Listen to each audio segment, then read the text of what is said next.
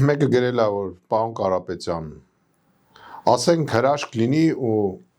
համաձայնվի Նիկոլը ձեր պայմաններին։ Ինչ է ստացվում, դուք այդ փաստաթուղթը չեք հրապարակելու։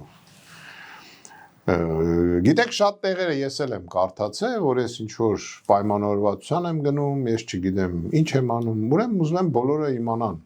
Եթե ես ուզենայի գնայի պայմանավորության, ես ոչ մի հայտարարություն չէի անի։ Ոնց որ այն մարդիկ, որոնց այս անունները առժամանակ հետո կտամ։ Ոնց որ այն մարդիկ, որոնք դա իմացել են, դեռևս 2000-ների սկզբին, նույնիսկ կարող է նույն օրը 99 թվականին,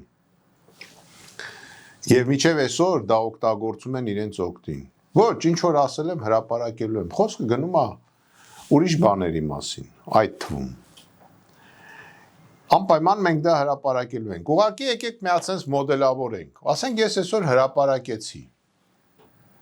Ինչ է լինելու։ 2-3 օր խոսալու են, 4 օր խոսալու են, հետո ինչ որ sense սկի գնա։